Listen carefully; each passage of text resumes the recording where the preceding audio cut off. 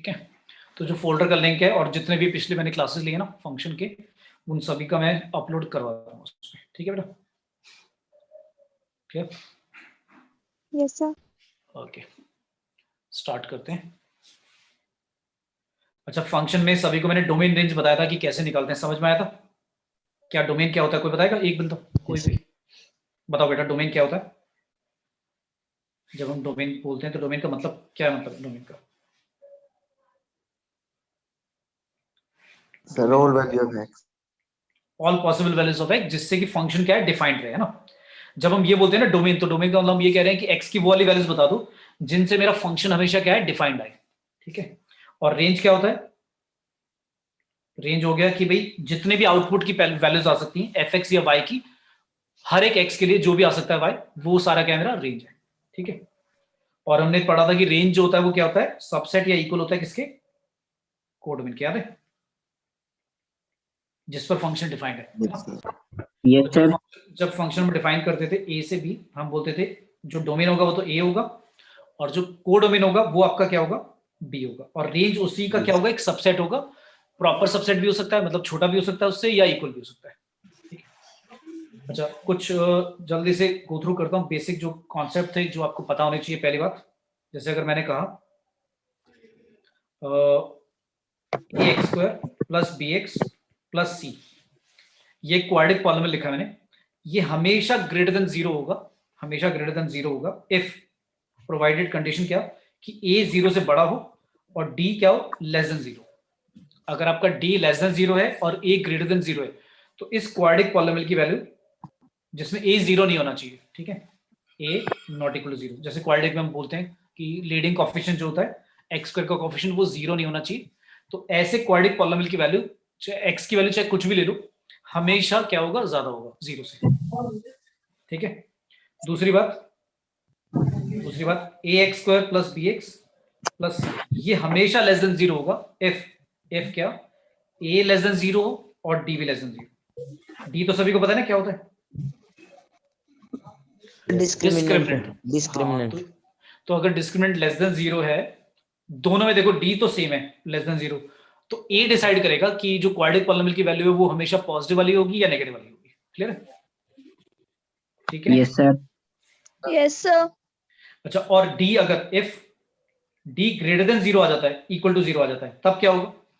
अगर greater than equal to zero आता है तो इसका मतलब क्या है, कहीं ना कहीं पर हमारा जो क्वाड्रेटिक पॉलिनोमियल है वो जीरो भी होगा। क्योंकि आपको याद है ना, ग्राफ ऐसे बनाते थे क्वाड्रेटिक पॉलिनोमियल के, ऐसे बनता था, ऐसे बन जाता था, या फिर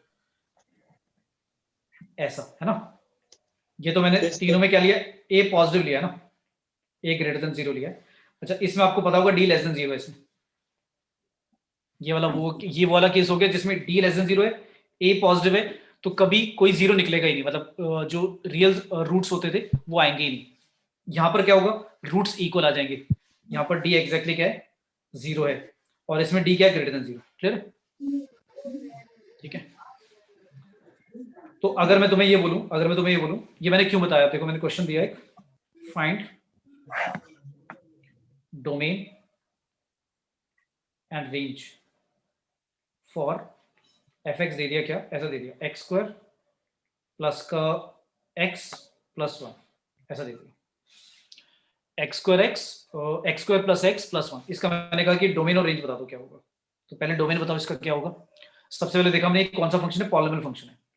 भाई पॉलिनोमियल फंक्शन के लिए डोमेन जो होता है, डोमेन क्या होता है, और every real number. Very good, बहुत अच्छे भाई, कुछ भी पुट करो आंसर आ जाएगा। ठीक है, रेंज बताएगा कोई, रेंज क्या होगा इसका, रेंज क्या होगा, बताओ जल्दी से बताओ भाई, रेंज क्या होगा, कैसे निकालेंगे इसका? परफेक्ट स्क्वायर बनाकर बताया था एक तो मैंने, याद है किसी को? परफेक्ट स्क्वायर बना लो, क्या लिखेंगे, एक्स प्लस हाफ का होल स्क्वायर माइनस 1/2 का स्क्वायर प्लस 1, क्या आएगा, एक्स प्लस हाफ का होल स्क्वायर माइनस 1/4 प्लस 1, कितना आ गया, एक्स प्लस हाफ का होल स्क्वायर प्लस का 3/4, है ना, ये आएगा ना। ठीक है। तो अब आपको ये तो देखकर समझ में आ रहा होगा कि x प्लस हाफ का होल स्क्वायर भाई मिनिमम क्या हो सकता है, जीरो हो सकता है, मैक्सिमम इन्फिनिटी हो सकता है ना। तो जो हमारा रेंज है, रेंज वो कैसे बताएंगे, हम ऐसे बता सकते हैं कि x plus half whole square की वैल्यू आप कह रहे हो 0 या 0 से बड़ी होगी, 0 आ भी सकता है, और लेस देन इन्फिनिटी होगा, और दोनों तरफ क्या प्लस कर रहे हो आप, 3/4 प्लस कर दो, इन्फिनिटी का तो इन्फिनिटी रहेगा और 0 का क्या बन जाएगा 3/4, तो यानी कि इसका मतलब मिनिमम वैल्यू क्या होगी इसकी 3/4 और मैक्सिमम क्या आ रही है इन्फिनिटी, तो भाई रेंज क्या होगा तो 3/4 से 3/4 लेकर से इंफिनिटी तक। इन्फिनिटी। 3/4 common infinity. ठीक है, फिर मैंने कहा था भाई अगर आपको ये परफेक्ट स्क्वायर नहीं बनाना, किसी बच्चे से परफेक्ट स्क्वायर नहीं बनता, पहले बात तो करना ही पड़ेगा लर्न कि कैसे बनाते हैं परफेक्ट स्क्वायर। किसी बच्चे को फिर भी अगर दिक्कत होती है, आता है लेकिन इसमें थोड़ा टाइम लगता है, तो एक मेथड में तुम्हें ये भी बताया था भाई, याद हो तुम्हें तो, कि वर्टेक्स जो होता है पैराबोला का क्या होता है, याद है कुछ फॉर्मूला बताया था मैंने, -b/2a -d/4, याद है ना। और ये जो y की वैल्यू है यही तो आपका रेंज होगा बेसिकली, ये आपका या तो मिनिमम होगा या मैक्सिमम होगा। मिनिमम कब होता था, जब a आपका क्या होता था, ये आपका a बड़ा है, तो इस केस में क्या आएगा मिनिमम आएगा, जब Yes, a क्या है ग्रेटर देन 0, और अगर a लेस देन 0 है तो मैक्सिमम आएगा। यस तो आप क्या करो, सीधा -d/4 ही निकाल लो, क्या आएगा -d मतलब b² -4ac divide by 4a, निकालना क्या आएगा, हमारा a क्या था 1, b भी 1 था, c भी 1 था ना, a b c तीनों ही बनते हैं, रखना एक बार क्या आएगा 1 का स्क्वायर -4 इंटू 1 ही रहेगा डिवाइड बाय 4 इंटू 3/4। तो आ गया हमारा 3/4 आ गया। अब 3/4 आ गया तो मैंने क्या बोला था, मैंने कहा था अगर a पॉजिटिव है तो मिनिमम वैल्यू होगी, और a अगर लेस देन 0 तो मैक्सिमम वैल्यू होगी, तो ये हमारी वैल्यू जो आई क्या है, ये मिनिमम आई ना, तो इसका मतलब हमारा जो रेंज है, y मतलब y की वैल्यूज ही रेंज होती है, इसलिए y वाला पॉइंट ले रहा हूँ।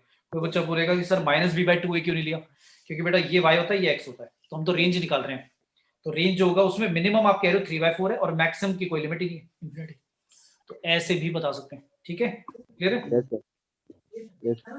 तो ये छोटी छोटी बातें मैं पहले बता चुका हूँ, ये रिकॉल कर रहा हूँ ताकि आपको याद रहे क्या कर रहे थे हम इन चीजों में। ठीक है, तो दोनों मेथड बता दिए, जिस मर्जी से करो, लेकिन आने दोनों चाहिए। कोई बच्चा बोलेगा सर परफेक्ट स्क्वायर करने की जरूरत है क्या जब ऐसे कर लेंगे, तो कई क्वेश्चन ऐसे आएंगे जिसमें परफेक्ट स्क्वायर बनाना पड़ेगा, तुम्हें आना चाहिए। ठीक है, फिर मैंने बोला एक्स की वैल्यू मैंने बोली -1 से लेकर 4 तक है, तो जल्दी से मुझे बता दो एक्स स्क्वायर कहां से कहां तक होगा, एक्स स्क्वायर कहां से कहां बिलोंग करेगा, बताओ मिनिमम और मैक्सिमम क्या होगा जल्दी से। अगर x की वैल्यू हमारी दोबारा अगर x की वैल्यू -1 से 4 तक है तो x स्क्वायर कहां से कहां तक होगा, सोच के बोलना। -1 से 4 तक है मेरा x, -1 इंक्लूडेड नहीं है, 4 इंक्लूडेड है, तो x स्क्वायर कहां से कहां तक जाएगा,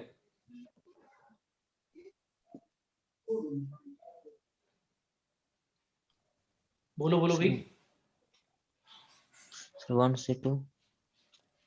1 से 2, अच्छा 1 से 2 ऐसे, यार ये कैसे वैल्यूज बोल रहे हो भाई यार, मुझे एक चीज बताओ, x की वैल्यू कुछ ले ही लो यार, -1 से 4 के बीच में ऐसे कैसे बातें कर रहे हो, -1 ये रहा 4, ले लो बीच में कुछ भी, क्या लोगे 0 ले लो, एक 1 ले लो, 2 ले लो, 3 ले लो, करो स्क्वायर, क्या क्या आएगा, ये x है, x स्क्वायर क्या क्या आएगा, 1 आएगा, 0 आएगा, 1 आएगा, 4 आएगा, 9 आएगा, 16 आएगा, मिनिमम क्या गया भाई 0 गया मिनिमम, मैक्सिमम कितना गया 16 से ऊपर जाएगा ही। अब ये बता दो कि लेस देन इक्वल टू या ग्रेटर देन इक्वल टू कहां लगाऊं, 0 पे इक्वल टू लगाऊं या नहीं लगाऊं, नो सर। नो अरे क्यों नहीं आए, क्यों नहीं आएगा भाई, क्यों नहीं आएगा, अगर -1 से 4 के बीच में x की वैल्यू 0 आ रही है और वो ले सकते हैं, मेरे को एक चीज बताओ, इस कंडीशन के हिसाब से x की वैल्यू में 0 ले सकता हूं या नहीं ले सकता हूं, यस सर। ले सकता हूं, तो x की वैल्यू 0 अलाउड है, x की वैल्यू 0 लेनी अलाउड है, तो x का स्क्वायर 0 भी तो आ सकता है फिर। अच्छा अब आप कहोगे सर x की वैल्यू -1, मैं कहूंगा हाँ -1 नहीं ले सकते, तो कोई बच्चा कहेगा सर फिर 1 कैसे आ जाएगा, तो मैं कहूंगा 1 ऐसे आ जाएगा, क्योंकि x के लिए 1 तो अलाउड है, तो 1 का स्क्वायर भी तो 1 होता है, आया समझ में। Yes sir. तो इस बार दोनों पे आएगा, दोनों पे, 4 की वजह से 4 क्योंकि इंक्लूडेड है तो 16 पे भी आएगा और अब 0 पे भी आएगा, समझ में आई बात। Yes sir. देखो एक चीज सारे के सारे बेटा ध्यान से सुनो, जो मैं करा रहा हूं ना, अगर ये चीज नहीं समझी आपने तो मैं जब क्वेश्चंस कराऊंगा तो उसमें ना ये वाली बातें मैं डायरेक्ट लिखूंगा, नहीं तो फिर मेरे को 15 मिनट लगेंगे एक एक चीज समझाने में, ये चीज दोबारा, तो ये बात मैं इसलिए समझा रहा हूँ, ये क्वेश्चन नहीं है, ये चीज समझो, ये बेसिक्स हैं। अगर आपकी क्लैरिटी होगी तभी आपके आंसर सही आएंगे, जो मैं कराऊंगा वहां पर फिर वो समझ में आएगा, लिंक कर पाओगे। कि कोई बच्चा सोचेगा सर यहाँ पर लेस देन था, सर आपने लेस देन इक्वल टू क्यों लगा दिया। कोई कहेगा यहाँ तो greater than less than equal to था, यहाँ पर तो सर ने वही लिखा है, लेकिन लेफ्ट साइड भी क्यों लगा दिया इक्वल टू। तो ये बात समझ में आ रही क्यों लगाया मैंने इक्वल टू। Yes sir. ठीक है, तो बेटा ध्यान से समझो, ये बहुत मतलब होता है ना, गहरी बातें चल रही हैं कि भाई हो क्या रहा है, क्यों हो रहा है। तो ये मैं लॉजिकली आराम से समझा रहा हूँ, ढंग से समझो उसे। नहीं आता दोबारा पूछो, लेकिन एक बार क्लियर कर लो, क्योंकि आगे नहीं तो क्या होगा, फिर वो कनेक्ट नहीं कर पाओगे, डिस्कनेक्ट बनेगा। मतलब जब मैं क्वेश्चन कराऊंगा तो बच्चे को समझ ही नहीं आएगा सर ने क्यों लिख दिया इक्वल टू, या 0 से स्टार्ट क्यों किया, 1 से क्यों नहीं स्टार्ट किया, 4 क्यों लिया, 16 क्यों कर दिया। तो वो चीजें बच्चा क्या होगा, फिर वो कंफ्यूज ही रहता है। और खुद सोचो, अगर मैं एक एक क्वेश्चन जो कराऊंगा उसमें हर बात, ये बात मैं दोबारा बताता रहूंगा, लेक्चर दूंगा इस चीज का, तो कैसे कराऊंगा, 15-20 मिनट में एक क्वेश्चन समझा पाऊंगा, समझा ही नहीं पाऊंगा। नहीं तुम क्लियर है। अभी Yes, बोलो sir. किसी को अभी बोलो किसी को कंफ्यूजन है इसमें। No, sir. No sir. नहीं। No, चलो, sir. चलो चलो फिर एक क्वेश्चन ले लेते हैं। एफ दोबारा एक्स की वैल्यू ले लेते हैं इस बारी -1/2 से लेकर 1 तक। और अब बताओ एक्स स्क्वायर कहां से खाता होगा।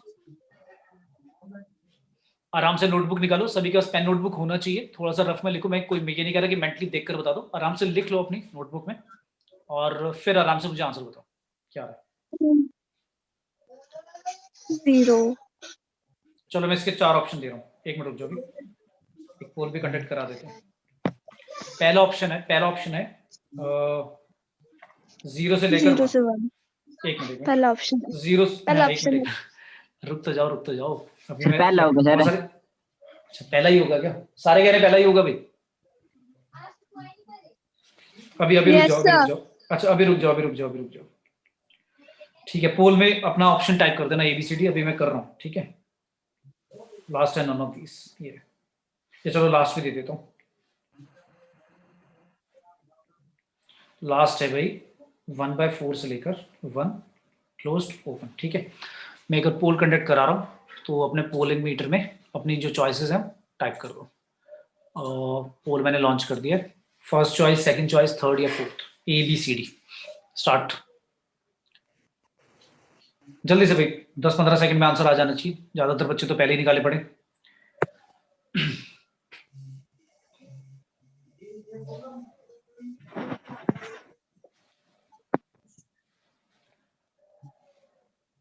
जल्दी।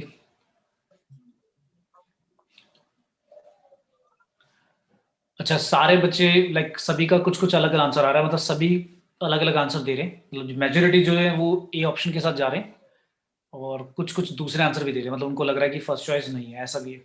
ओके, तो जिन्होंने फर्स्ट चॉइस दिया जल्दी से देखकर उनको थोड़ा सा क्रिटिकल थिंकिंग करना चाहिए कि भाई यार बाकी बच्चे ऐसा फिर क्यों कर रहे होंगे। चलो कोई नहीं, अपना अपना करो आप जल्दी से भाई। अभी भी लगभग 40% बच्चे रह गए हैं जिन्होंने आंसर नहीं दिए, 10-15 बच्चों ने आंसर नहीं दिया अभी तक। अच्छा वो जिन बच्चों ने आंसर नहीं दिया उनके लिए चलो एक और, वैसे और चॉइस तो मैं नहीं दे सकता, उनको ऐसा लग रहा है कि नन ऑफ दीज होना चाहिए, इनमें से कोई भी नहीं। ओके, तो जिनको लग रहा है इन ऑप्शन में से नहीं है वो छोड़ दो, वो आंसर ही मत दो, मैं उनका कंसिडर कर लूंगा, उनका नन ऑफ दीज वाला आंसर है। ठीक है, मतलब जबरदस्ती आंसर देना नहीं है, जिनको लग रहा है। चलो एंड कर रहा हूँ पोल, इतना ही टाइम मिलेगा तुम्हें। अच्छा मेजोरिटी वाइज जा रहे हैं, और सभी को पोल रिजल्ट दिख रहे होंगे। सबसे पहले जो 14 बच्चों ने आंसर दिया that is option number A. सिर्फ 3 बच्चों ने आंसर दिया है 4, और सी जो दिया भाई एक बच्चे ने दिया सी आंसर। ये होशियार कौन है भाई, एक्स की वैल्यू -1/2 से लेकर 1 तक थी, 1 को इंक्लूड नहीं करना था, -1/2 को इंक्लूड करना था। अच्छा तो अगर मैं स्क्वायर करता हूं तो -1/2 का स्क्वायर आएगा 1/4, 0 का भी ले लेता हूँ 0 आएगा, 1 का 1 आ जाएगा, नहीं 1 से भी पहले ले लेते हैं, चलो 1/2 ले लेते हैं, 1/2 का 1/4 आएगा, 2/3 लेंगे तो 4/9 आ जाएगा, ऐसे चलेगा राइट। ठीक है, और 1 का स्क्वायर 1 होता है पर 1 को इंक्लूड नहीं करना। तो मुझे बताओ मिनिमम वैल्यू क्या गई है, जल्दी से बता दो मिनिमम कितनी गई है। जो ऑप्शन पहला कह रहे थे, पहला ऑप्शन उनका रॉन्ग हो गया, यहाँ पर बेटा क्लोज ब्रैकेट बना हुआ है, पहले ऑप्शन में तो क्लोज ब्रैकेट बना हुआ है, तो ये बात तो किसी ने ध्यान ही नहीं दी कि 1 तो इंक्लूड करना ही नहीं है, 1 इंक्लूड करना ही नहीं है तो 1 का स्क्वायर करके ही तो 1 आएगा, बाकी तो किसी में 1 आएगा ही नहीं। तो सर फिर 1 डी इंक्लूड ऑप्शन कैसे है होगा? इसका, डी ऑप्शन। एक मिनट, डी ऑप्शन में अभी भी रॉन्ग बोल रहे हो, अभी भी रॉन्ग बोल रहे हो भाई। 0 भी तो आ सकता है, आप तो कह रहे हो 1/4 से 1 की, तो गलत हो गया। 1 इंक्लूड नहीं होगा ये बात ठीक है, लेकिन 1/4 मिनिमम होगा। नहीं भाई 0 भी तो आ सकता है, 0 दिख नहीं रहा यार, मैंने लिखा हुआ है। जब लिखा हुआ है कम से कम तब तो देखकर बोलो, मैंने लिखा हुआ है ये, ठीक है। तो 0 आ सकता है, तो क्या होगा ऑप्शन? सी होगा। क्यों? 0 आ सकता है और 1 इंक्लूडेड नहीं है। बात समझ आएंगे अब? 0 से 1 के बीच में 0 इंक्लूडेड और 1 इंक्लूडेड नहीं है, तो 1/4 भी इसी के बीच में आ रहा होगा, राइट? Yes sir. ठीक है, सर -1/2 नहीं आ सकता? मेरे को बताओ स्क्वायर करने पे -1/2 कैसे आ जाएगा, ये बताओ मुझे, समझाओ। स्क्वायर है बेटा, स्क्वायर पूछ रहा हूँ मैं, स्क्वायर कहां से कहां तक, बताओ तो सही। यस सर, आगे समझा। आगे आगे समझ में? तो सिर्फ एक बच्चे ने दिया भाई, किसने दिया एक बार ये भी बता दो, नाम बता दो, कौन है वो होशियार बच्चा, नाम पता होना चाहिए ऐसे बच्चों का। तो तनिष्क ने दिया है। ओके तनिष्क, आपने दिया बेटा? Yes sir. Okay very good बेटा। तो एक बच्चे का आंसर आया भाई, तनिष्क। नाम याद रखना सारे के सारे, ठीक है। ऐसे ही मैं नाम अनाउंस कर दिया करूँगा, कुछ अनोखे बच्चे, इनका मुझे भी नाम याद रहेगा। देखो इतने सारे बच्चों को मैं पढ़ा रहा हूँ, तो कुछ बच्चों का नाम याद रहना चाहिए भाई। सारे बच्चों ने आंसर डिफरेंट दिया, सिर्फ एक ही बच्चे का आंसर सी आया, मतलब सी पे किसी का ध्यान ही नहीं जा रहा था। अच्छा अभी मैंने इससे पहले जब पूछा था, आप सभी ने बोला था आ गया समझ में, तो देख लो एक बच्चे ने आंसर सही दिया अभी तक, बाकी सभी ने आंसर रॉन्ग दे दिया मुझे। दोबारा पूछूं? Yes sir. Yes sir. Yes, sir. बेटा पूरी क्लास में, मुझे लग रहा है पूरी क्लास में मैं यही कराता रहूंगा, है ना, पूरी क्लास में आज यही कराता रहूंगा बेटा। एक तो थोड़ा सा ना फास्ट लर्नर बनो, कि यार जो सर देखो, मैं एक यहाँ पर मैंने लिख भी दिया था, किसी बच्चे ने तब भी बोल दिया डी, तो उसको ये भी नहीं दिख रहा यार कि यार 0 भी सर ने लिखा हुआ है। तो बेटा ध्यान से देखो उसे, और ये जो मैं लिख रहा हूँ ये तो मैं तुम्हें समझाने के लिए लिख रहा हूँ, तुम्हें खुद ऑब्जर्व करना चाहिए कि यार 0 का स्क्वायर 0 आएगा, नेगेटिव तो कभी आएगा ही नहीं क्योंकि स्क्वायर कर रहे हैं। तो 0 आ सकता है क्या? हाँ 0 आ सकता है, और मैक्सिमम 1 तक जाएगा, लेकिन 1 का स्क्वायर 1 होता है, लेकिन 1 इंक्लूड नहीं करना है। तो 0 से 1, ये तो बहुत सिंपल था यार, कोई चीज समझ के करो। चलो फिर मैंने दे दिया x की वैल्यू, मैंने बोल दी 1/2 से लेकर -1/2 से लेकर चलो -1/2 से लेकर क्या लें -1/4। चलो अब बता दो x2 कहां से कहां तक होगा। ऑप्शन नहीं दे रहा, निकाल दो, जिसका आंसर आ जाता बता दो क्या है। चलो इसमें भी ऑप्शन दे देता हूँ, ऑप्शन है कुछ बच्चे लाइक कंफ्यूज हो जाते हैं, तो अगर तुम सही आंसर दे रहे हो तो पता लगता है कि हाँ भाई समझ में आ रहा है तुम्हें। तो पहला ऑप्शन है 0 से लेकर 1/16, दूसरा ऑप्शन है 0 से लेकर 1/4, तीसरा ऑप्शन है 1/4 से 1/16, और डी ऑप्शन है 1/16 से 1/4। पोल बीटर में लॉन्च कर रहा हूँ। ओके पोल मैंने लॉन्च कर दिया बेटा, कर दो अपना टाइप जल्दी से, चॉइसेस ABCD क्या रहा है।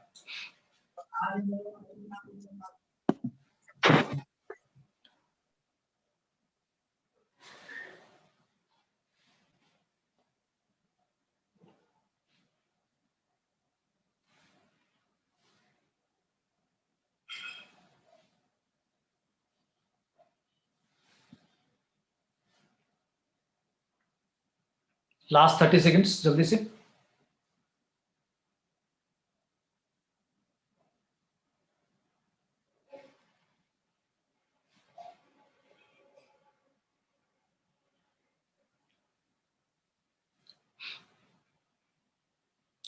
Last 10 seconds.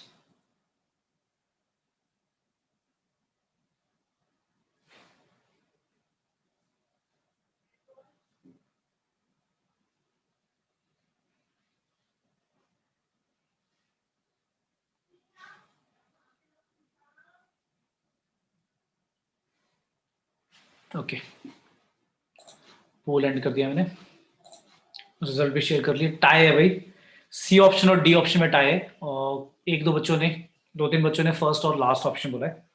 तो पहली बात तो सी ऑप्शन वाले तो बिल्कुल रॉन्ग है, उसका रीजन क्या है? आप क्या कह रहे हो 1/4 से 1/16, बेटा 1/4 बड़ा होता है 1/16 से, तो 1/4 से 1/16 तो लिखना ही, नोटेशन ही रॉन्ग है तो भाई, पहले छोटा लिखा जाता है, आगे बड़ा लिखा जाता है इंटरवल नोटेशन में। तो सी ऑप्शन तो वैसे ही रॉन्ग है। तो जिनको सी लग रहा है उन्होंने या तो ये बात को ध्यान नहीं दिया और जल्दी से सी ऑप्शन बोल दिया।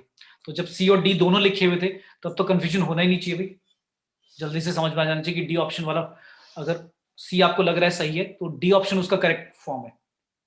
तो सी तो बिल्कुल ही रॉन्ग है। अच्छा, कुछ बच्चों ने आंसर दिया भाई ए और बी दिया, पहले उनको उनसे निपट लेता हूँ कि भाई उन्होंने जीरो, मेरे को बता दो अगर जीरो आएगा कभी, ये भी बता दो मुझे। जिन्होंने भाई पहला और दूसरा ऑप्शन आंसर दिया है, मुझे एक चीज बता दो, -1/2 से लेकर -1/4 के बीच में स्क्वायर करने पे जीरो कब आ जाएगा, ये बता दो मुझे भाई। एक चीज सोच के बताओ, -1/2 से -1/4 के बीच में आपका जीरो आएगा भी, पहले बताओ। जीरो का स्क्वायर ही जीरो होता है, क्या जीरो आएगा इसके बीच में? बताओ बताओ। No sir. यार जब आएगा ही नहीं तो क्यों बोल रहे हो जीरो? यार ये तो देख कर ही पता लग रहा है। फिर मैंने वो अभी पीछे ये तो समझा रहा था कि तुम्हें आया समझ में, तुम कहते तो हाँ आया समझ में। कहाँ आया समझ में? जब नेगेटिव से नेगेटिव लिख रहा हूँ उसमें जीरो तो आया ही नहीं, इस बार जीरो होगा ही नहीं। तो मैं जानूँ मैं ऐसे घुमा घुमा के दे रहा हूँ, तुम सोचते ही नहीं, जल्दी से आंसर दे देते हो। सोचो तो भी सही कि भाई यार जीरो का स्क्वायर जीरो होता है, पर जीरो क्या सर इस बार आएगा? नहीं आएगा इस बार। तो जीरो का स्क्वायर जब जीरो आ ही नहीं रहा है तो जीरो इंक्लूड कैसे होगा? जीरो वाला आएगा ही नहीं इंटरवल, तो क्या कहाँ से कहाँ तक आएगा फिर? अच्छा डी वाला ऑप्शन भी, अच्छा डी वाला ऑप्शन ठीक है, लेकिन मैंने यहाँ पर इक्वल टू देना चाहिए था, इक्वल टू नहीं दिया मैंने। यहाँ पर भी इक्वल टू ले लो क्योंकि मैंने क्लोज ब्रैकेट लिए हुए। अब मुझे सोच के बताना, -1/2 का स्क्वायर आएगा 1/4 और -1/4 का स्क्वायर आएगा 1/16। तो 1/16 क्योंकि छोटा है तो 1/16 पहले लिखा जाएगा, 1/4 बाद में लिखा जाएगा। क्लियर है? आया समझ यस में? सर। अच्छा देखो यार, समझाने को तो मैं बहुत तरह से समझा सकता हूँ, देखो ऐसे भी समझा सकता हूँ, ये तो एक तरीका हुआ। ऐसे भी समझ लो। आपको पता होगा एक्स स्क्वायर का ग्राफ कैसे बनता है? सभी को पता है एक्स स्क्वायर का ग्राफ कैसे बनता है? भाई ये आपका एक्स स्क्वायर का ग्राफ है ना? Sir parabola. बिल्कुल भाई, पैराबोला बनता है। अच्छा, एक्स स्क्वायर की वैल्यू मुझे ग्राफ में देखकर समझाता हूँ, देखो कैसे समझ सकते हैं। एक्स की वैल्यू कहां से कहां तक, पहले ये बताओ, एक्स की वैल्यू कहां से कहां तक ली है तुमने? एक्स की वैल्यू ली आपने -1 बाय, लेट्स से ये -1/2 है, -1/2 से लेकर -1/4। अच्छा ये बात समझ में आती है सभी को कि -1/2 लेफ्ट पे आएगा और -1/4 उसके राइट पे आएगा, ये बात समझ में आती है? Yes. कि भाई नेगेटिव वाली वैल्यू जो -1/2, अच्छा अगर मैं माइनस भूल जाऊं तो 1/2 1/4 से बड़ा होता है, लेकिन जब नेगेटिव लिख देते हैं वो छोटा हो जाता है। तो अब आपको इसमें ग्राफ में देखकर एक बात समझ में आ रही है ना, यहाँ पर वैल्यू ये क्या होगी पता है क्या? ये वाई एक्सिस पे वैल्यू क्या होगी कॉरेस्पॉन्डिंग? 1/4 होगी ना, ये ठीक है। और -1/4 पे वैल्यू कितनी होगी एक्स स्क्वायर की? 1/16 यहाँ पे होगी ना, ये समझ आया? ये बात समझ में आई? यस बताइए सर। समझ में? अब यार अब सोच के देखो कितना सिंपल सा लॉजिक था ये, ग्राफ से भी समझ में आ रहा है। अगर आपने x की वैल्यू आप कह रहे हो सिर्फ -1/2 से लेकर -1/4 तक लेनी है, मतलब ये वाली वैल्यूज लेनी है सारी, इंक्लूडिंग -1/2 और -1/4, तो जो ग्राफ का पार्ट आएगा, ग्राफ मतलब एक्स स्क्वायर की जो वैल्यूज आएंगी वो सिर्फ यही वाली आएंगी ना, इस वाले ग्राफ पार्ट की आएंगी ना सिर्फ, ये ठीक है। और y मतलब आपको रेंज बताना है, रेंज बताना मतलब एक्स स्क्वायर की वैल्यू बतानी है, तो बेटा कहां से कहां तक आया ग्राफ, समझ में आया? जो y की वैल्यूज है वो सिर्फ कहां से कहां तक आएंगी? 1/16 से 1/4 ही तो आई है, दिख रही है? Yes sir. भाई ऐसे भी समझ में आ गया। समझाने को मैं मतलब आप खुद भी सोच सकते हो, आप किसी और दूसरे बच्चे को भी समझा सकते हो या मुझे भी समझा सकते हो कि हाँ भी सर ऐसे भी सोच सकते हैं, बट आपको समझ में आना चाहिए। अभी इसको रटना नहीं है कि सर ने कभी कुछ करते हैं कभी कुछ करते हैं। ये जो डोमेन रेंज फंक्शन के जो मैं बेसिक्स बता रहा हूँ बेटा, इनको रट के नहीं समझना है, इनको बिल्कुल अच्छी तरह से समझो कि हो क्या रहा है, ठीक है? ऐसा नहीं कि पहले मैं जीरो बोल देता था मिनिमम होगा, तो इस बार भी हर बच्चा 0 एक्स स्क्वायर लिख रहा है। एक्स स्क्वायर की वैल्यू गारंटी नहीं है कि 0 ही होगी, हो सकता है आगे से स्टार्ट हो, मतलब ये तो पक्का है कि 0 से कम नहीं होगी एक्स स्क्वायर, ये तो पक्का है, कंफर्म है। लेकिन क्या 0 भी होगी, इसको देखने के लिए पहले आपको ये देखना है कि इसमें एक्स 0 आया भी है या नहीं आया। जब एक्स की वैल्यू कोई 0 है ही नहीं, पॉसिबल ही नहीं है, तो उसका स्क्वायर करने पे 0 भी नहीं आएगा फिर कभी। तो या तो मतलब 0 के आगे से स्टार्ट होगा, वो देखना कहां से स्टार्ट होगा। तो वो समझ लिया मैंने कि -1/2 का स्क्वायर और -1/4 के स्क्वायर में 1/4 -1/4 का स्क्वायर 1/16 छोटा है, तो वो पहले लिखा जाएगा और फिर 1/4 आएगा। ये मैंने तुम्हें ग्राफ से भी समझा दिया लॉजिकली कि हो क्या रहा है। क्लियर है? Yes sir. आया समझ में? Yes sir. Yes, आगे sir. अब तो मैं आगे बढ़ रहा हूँ, ठीक है? नहीं तो मेरे को लग रहा है क्लास में आज यही चलता रहेगा, इसको खुद अपने आप सोचना। अब जैसे मैंने लिया ना क्वेश्चन, आप भी रेंडमली अपने आप लो क्वेश्चन और समझो, अपने आप को समझाओ कि हो क्या रहा है, तब आएगी चीजें समझ में। एक होता है हम समझते हैं, फिर एक होता है हम लिखते हैं, फिर एक होता है हम अपने आप को लिखकर दोबारा समझाते हैं। तो है ना, धीरे धीरे होता है ना, धीरे धीरे आपकी स्किल्स डेवलप होंगी, समझ में आएंगी चीजें कि रिलेट कर पाओगे कि हो क्या रहा है। ऐसा नहीं कि कोई फॉर्मूला मैंने आपको बता दिया कि फॉर्मूला लगाओ और आंसर निकलते जाएंगे, ऐसा नहीं है। आपको चीजों को समझना पड़ेगा हो क्या रहा है, और लिंक करोगे तभी आगे जाके जो मैं क्वेश्चन कराऊंगा कॉम्प्लिकेटेड जो आते हैं पेपर में, जेई में, मेंस एडवांस में, वो समझ में आएंगे, नहीं तो समझ ही नहीं आएगा। क्योंकि उस टाइम पे मैं डायरेक्टली करूंगा, मैं तो ऐसे बोलूंगा भाई देखो, मैं ऐसे बोलूंगा फिर x की वैल्यू ऐसी है तो बेटा देखो x स्क्वायर यहाँ से यहाँ तक होगा, फिर आगे बोलूंगा, फिर मैं ये समझाऊंगा नहीं जो मैंने बताया ये सब। क्योंकि इस तरह से अगर मैं टाइम वेस्ट करूंगा तो फिर वो तो एक एक क्वेश्चन में मुझे हर चीज एक्सप्लेन करनी पड़ेगी। ठीक है, तो अपने स्किल्स लाइक समझो कि हो क्या रहा है, स्किल्स डेवलप करो अपने। चलो अभी क्वेश्चन पूछता हूँ इस तरह से। मैंने पूछा फंक्शन दिया हुआ है, रूट के अंदर दिया हुआ है x square minus 5x minus 6। मुझे इसका डोमेन और रेंज दोनों बता दो क्या होंगी। 1 मिनट सभी को दे रहा हूं मैं, जल्दी से अपना लिखो, डोमेन क्या होगा और रेंज क्या होगा।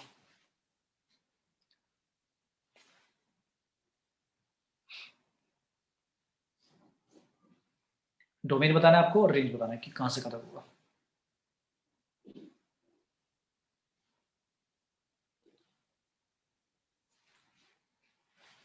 जिसका भी आ जाता है बता दो क्या है।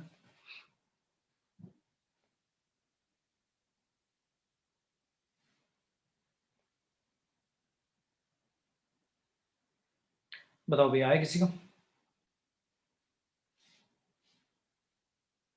पहले डोमेन निकालो फिर रेंज।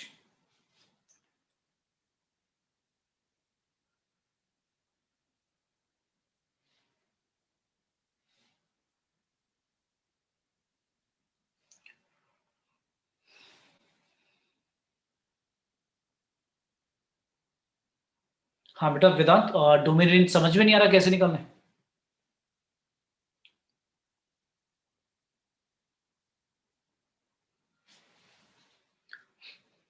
ओके, अच्छा किन किन बच्चों को डोमेन रेंज बिल्कुल समझ में नहीं आ रहा है भाई, क्या कर रहे हैं, कैसे निकल रहा है? एक बार हैंड रेज कर दो सिर्फ बेटा, जिनको समझ में नहीं आ रहा है डोमेन रेंज बिल्कुल भी, मतलब दूर दूर तक समझ में नहीं आ रहा कि यार ये क्या हो रहा है, सिर्फ वो अपने हैंड रेज कर दो बेटा।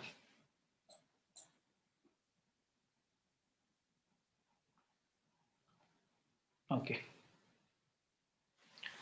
ठीक है बेटा। अच्छा सर सोच के से एक मिनट।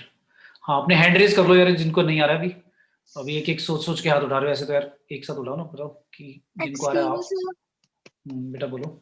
सर इसका डोमेन माइनस इन्फिनिटी से 2 ओके अच्छा अभी यूनियन। डिस्कस कर, अभी करते हैं, अभी डिस्कस करते हैं। ठीक है बेटा, हैंड डाउन कर लो जिन्होंने हैंड रेज करें। ठीक है, कुछ 4-5 बच्चे हैं जिनको नहीं आ रहा है, कोई बात नहीं। ठीक है, अब ध्यान से सुनो बेटा, जिनको नहीं आ रहा है ना वो अपना ध्यान फोकस यहाँ पे रखो कि करूंगा क्या मैं। देखो डोमेन निकालने के लिए बेटा एक चीज समझो पहले, डोमेन निकालने के लिए आपको एक चीज देखना है, रूट वाला पार्ट एक फ्रैक्शन वाला पार्ट, इस तरह से देखना है। अगर रूट के अंदर जो भी लिखा हुआ है, जो भी लिखा हुआ है उसको आप हमेशा क्या रखोगे, ग्रेटर देन इक्वल टू 0 रखोगे। डिवाइड में कुछ भी लिखा हुआ है तो जो भी लिखा हुआ है उसको आप लोग बोलोगे नॉट इक्वल टू 0। तो ये कंडीशन रिस्ट्रिक्शन लगाकर आप क्या निकालोगे, डोमेन यानी एक्स की पॉसिबल वैल्यूज निकालोगे। ये बात समझ में आई? तो यहां पर आपने देखा रूट आ गया, तो सबसे पहला दिमाग में क्या घूमता है भाई कि एफ एक्स लिखा हुआ है root x square minus 5x minus का 6 लिखा होगा। तो मैंने कहा था जो भी रूट के अंदर लिखा होगा वो क्या होना चाहिए, ग्रेटर देन इक्वल टू 0 होना चाहिए। इसके पीछे लॉजिक क्या है, क्योंकि आपको पता है कि रूट के अंदर नेगेटिव तो आता ही नहीं ना भाई, रूट के अंदर तो पॉजिटिव वैल्यू ही होनी चाहिए तभी तो रूट निकलेगा। क्लियर है? ये ठीक है, समझ में आया? यस तो सर। जिनको जिनको Yes, sir. डोमेन रेंज नहीं आ रहा है समझ में, ये बात समझ में आ रही है कि भाई सर ने Yes, greater than equal to sir. 0 क्यों रखा है? ठीक है, इसकी मिडल स्प्लिटिंग कर लो, फिर याद होगा तुम्हें इनइक्वालिटी मैंने सिखाई थी। एक तो बेटा जब भी मैं क्लासेस लेता हूं तो कुछ बच्चे मेरे को लग रहा है शायद क्लास मिस कर देते हैं, फिर एक क्लास ले ली फिर एक क्लास नहीं ली, ऐसे करोगे ना तो समझ नहीं पाओगे, कनेक्ट नहीं कर पाओगे। तो इनइक्वालिटी जब मैंने कराया था आपको याद होगा, मैंने बहुत सारी इनइक्वालिटी सॉल्व कराई थी, तो उस इनइक्वालिटी में ये वाला भी कराया था। पहले इसका क्या करो, फैक्टराइज करो। मैंने कहा था यहाँ पर अगर नॉन जीरो नंबर लिखा हो, जैसे 0 की जगह मान लो 2 होता है यहाँ पर, तो आप क्या करते पहले 2 को लेफ्ट पे लेके आते। तो यहाँ पर इनइक्वालिटी के एक साइड पर राइट साइड पर 0 कर दो पहले। अब इसकी फैक्टराइज कर दो, इसको फैक्टराइज करके देखो क्या आएगा, x माइनस 6 x प्लस 1। ये ठीक है, ये ठीक है, मैंने फैक्टराइज कर दिया जल्दी से। ठीक है, फिर इसके बाद मैंने कहा था क्रिटिकल पॉइंट निकालते हैं, याद होगा तुम्हें क्रिटिकल पॉइंट कैसे निकालते थे, जो भी लिखा हुआ है उनको 0 रखकर, जो फैक्टर लिखे हुए ना उनको 0 रख के निकालते थे क्रिटिकल पॉइंट। 6 आ गया और -1 आ गया, ये 2 पॉइंट आ गए क्रिटिकल। नंबर लाइन बनाते थे, उस नंबर लाइन पे क्या करते थे, x की वैल्यूज लिख देते थे, -1 पहले आएगा फिर 6 आएगा। यहां तक सभी को आया समझ में? Yes, sir. अब क्या करते थे हम, x की वैल्यू -1 से छोटी कुछ ले लो, बताओ क्या लूं, -2 ले लो, -2 इधर रखो और इधर रखो, x -6 में भी रखो वो वाली वैल्यू और x +1 में भी रखो। x -6 में रखता हूं अगर -2, तो सॉल्व मत करो, बस ये सोच लो क्या आएगा, नेगेटिव आएगा, हाँ नेगेटिव आएगा। x +1 भी नेगेटिव आएगा क्योंकि -2 + 1 नेगेटिव आएगा, नेगेटिव नेगेटिव दो नेगेटिव क्या बन जाएगा, पॉजिटिव। तुम्हें आंसर नहीं निकालना, तुम्हें बस ये देखना है कि नेगेटिव आ रहा है पॉजिटिव, पॉजिटिव आएगा। नेक्स्ट निकालोगे नेगेटिव आएगा और नेक्स्ट निकालोगे तो पॉजिटिव आएगा, चेक कर लेना। मैंने कहा था ऑल्टरनेट आते हैं साइन, मतलब एक निकाल दिया नेगेटिव या पॉजिटिव तो फिर ऑल्टरनेट आएंगे, लेकिन ऑल्टरनेट के लिए मैंने रूल बोला था जो फैक्टर लिखे हुए हैं उनका पावर जो होना चाहिए वो क्या होना चाहिए, ऑड होना चाहिए, मतलब 1 3 5 ऐसे, तब ऑल्टरनेट आएंगे। हाँ, लेकिन अगर मान लो किसी का स्क्वायर लिखा होता, मतलब मान लो x + 1 का होल स्क्वायर होता तो x प्लस, हाँ तब यहाँ पर पॉजिटिव और यहाँ पर भी पॉजिटिव आता, फिर नेगेटिव आता। ठीक है, या तो निकाल के देख लो, लेकिन इजी मेथड मैंने बता दिया कि जब इवन पावर होती है किसी फैक्टर की तो उससे जो क्रिटिकल पॉइंट आया है उसके लेफ्ट और राइट पे सेम साइन आते हैं, जिसका स्क्वायर होता है, या पावर 4 हो तो पावर 4 भी हो सकती है। इवन पावर वाले की क्रिटिकल पॉइंट के लेफ्ट और राइट में सेम साइन, लेकिन अगर ऑड पावर वाला फैक्टर है तो उसके क्रिटिकल पॉइंट के लेफ्ट राइट में ऑल्टरनेट आएंगे। ठीक है, क्लियर है सभी को? Yes, sir. Yes, sir. हाँ राधिका बेटा अभी चेक करते हैं, आपका डोमेन आ गया, ठीक है अभी चेक करते हैं बेटा। ओके, तो अब डोमेन तो समझ में आ गया हमें, कितना होगा भाई? आपको क्या चाहिए था, डोमेन क्या चाहिए था? आपको चाहिए था ग्रेटर देन इक्वल टू 0, तो ग्रेटर देन इक्वल टू 0 का मतलब जहां पर पॉजिटिव आ रहा है वही लोगे ना x, तो डोमेन क्या होगा, -∞ से लेकर -1। क्या इंक्लूड करूं -1 को, जल्दी से बताओ, करना है नहीं? करेंगे, क्यों करेंगे भाई? ये सॉलिड डॉट बनाए क्योंकि इक्वल टू 0 लिखा हुआ है, देखो ना यहाँ पर लिखा हुआ है ग्रेटर देन इक्वल टू 0, तो अगर आप -1 ले लेते हो तो 0 आ जाएगा लेफ्ट पर, और 0 ग्रेटर देन इक्वल टू 0 होता है। ये ट्रू है फॉल्स है? ट्रू है भैया। Yes, sir. क्योंकि कोई या तो ग्रेटर हो या इक्वल हो, तो इक्वल है तो ठीक है चलेगा 1। अच्छा फिर यूनियन कहां से स्टार्ट करेंगे? 6 ले सकते हैं, हाँ 6 भी ले सकते हैं, 6 से लेकर इन्फिनिटी। ठीक है, तो हाँ राधिका बेटा आपने गड़बड़ कर दी एक, देखो आपका जो डोमेन आ रहा है वो आ रहा है -∞ से लेकर 2 कैसे आया बेटा? कुछ गड़बड़ नहीं कर दी आपने? अच्छा तुमने Sir, फैक्टर जैसे मेरे को, हाँ मैं समझ गया, आपने पता क्या सोच के कर दिया, आपने वो +6 लेकर कर दिया ना, yes है sir. ना? हाँ Yes, वो sir. समझ में आ गया, पकड़ में आ गया मुझे कि क्या गड़बड़ करी है तुमने। तो देखो हम कभी कभी जल्दीबाजी में क्या करते हैं भाई, x² - 5x + 6 होता तो फिर ये फैक्टर होते। बेटा ध्यान से देखना क्या लिखा हुआ है, ठीक है, जल्दबाजी नहीं। अच्छा ये आ गया डोमेन, सभी को आया समझ में? आपको जो बोल रहे थे नहीं आया उनको आ गया बेटा आप समझ में? Yes sir. ठीक है, Yes, sir. फिर रेंज की बात करते हैं। रेंज निकालने के लिए सबसे पहले ये जो लिखा हुआ है x² - 5x - 6, अब आपको पता है रूट की वैल्यू कभी भी 0 से कम नहीं आती, जैसे स्क्वायर की वैल्यू 0 से कम नहीं आती, स्क्वायर रूट का आंसर भी कभी 0 से कम नहीं आता, राइट, नेगेटिव नहीं आता, राइट, ये बात क्लियर है? Yes, अच्छा sir. तो मिनिमम 0 से क्या भी बोला? स्टार्ट हो सकता है उससे, हाँ मैंने बोला बेटा जैसे स्क्वायर जो होता है वो या तो ग्रेटर देन इक्वल टू 0 होगा या 0 से भी बड़ा होगा, है ना? इसी तरह से अगर रूट भी लिखा हो तो रूट भी भाई ग्रेटर देन इक्वल टू 0 ही होगा, मतलब या तो 0 होगा या उससे बड़ा होगा, ये बात क्लियर है? Yes sir. अच्छा तो Sir. अब मुझे तो ये देखना है क्या 0 आ सकता है क्या?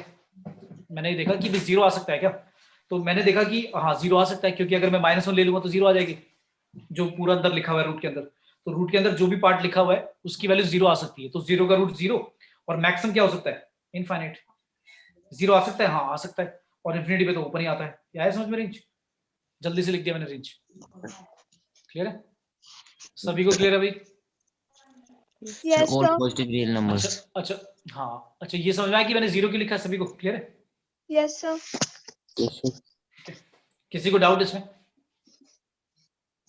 No sir. अच्छा, No वेदांत sir. कह रहा है भाई रिपीट कर दो, रिपीट कर देते हैं। रेंज के लेना बेटा वेदांत, हाँ रेंज बता देता हूँ। देखो मैंने क्या बोला बेटा, मैंने बोला कि क्या लिखा हुआ है रूट के अंदर, x² - 5x - 6 ये लिखा हुआ है। मैंने कहा कि रूट के अंदर चाहे कुछ भी लिखा हो वो या तो 0 या 0 से बड़ा होगा।